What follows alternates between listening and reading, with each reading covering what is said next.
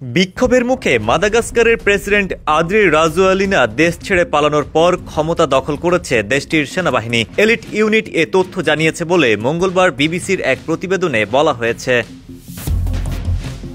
2 সপ্তাহ আগে মাদাগাস্কারের জেনজিরা বিদ্যুৎ বিভ্রাট ও পানি সমস্যার সমাধানের দাবিতে বিক্ষোভে নামে, যা পরবর্তীতে দুর্নীতি বিরোধী বিক্ষোভে পরিণত হয়। এছাড়া নিত্যপণ্যের দাম বৃদ্ধির বিরুদ্ধেও সোচ্চার হয় তারা। বিক্ষোভকারীরা প্রেসিডেন্ট আদ্রির পদত্যাগের দাবি করতে থাকেন। এর মধ্যে গত শনিবার সেনাবাহিনীর ক্ষমতাধর এলিট ইউনিটের সেনারা অপ্রত্যাশিতভাবে তাদের ব্যারাক থেকে বেরিয়ে বিক্ষোভকারীদের সঙ্গে যোগ দেন। 2 দিন পর সোমবার জানা যায় প্রেসিডেন্ট আদ্রি ফ্রান্সের একটি সামরিক বিমানে করে দেশ ছেড়েছেন। এরপর রাতে তিনি সামাজিক যোগাযোগ মাধ্যমে দেশ ত্যাগের তথ্য নিশ্চিত করেন। তিনি জানান, জীবন রক্ষার জন্য একটি নিরাপদ স্থানে আছেন। এরপর মাদাগাস্কারের সংসদ সদস্যরা প্রেসিডেন্ট আদ্রিকে অভিশংসনের প্রস্তুতি নেন।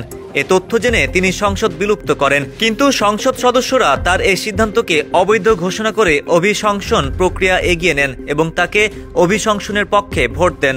এর কিছু সময় পরেই সেনাবাহিনী ক্ষমতা দখলের ঘোষণা দেয়, তবে তারা প্রতিশ্রুতি দিয়েছে 2 বছরের মধ্যে জাতীয় নির্বাচন অনুষ্ঠিত হবে। সেনাবাহিনীর এলিট ইউনিটি আদ্রিকে 2009 সালে প্রথমবার অন্তর্বর্তী প্রেসিডেন্ট বানাতে সহায়তা করেছিল। ওই বছর তৎকালীন প্রেসিডেন্ট মার্ক রাভালোমানাকে সরিয়ে আদ্রি ক্ষমতা নেন।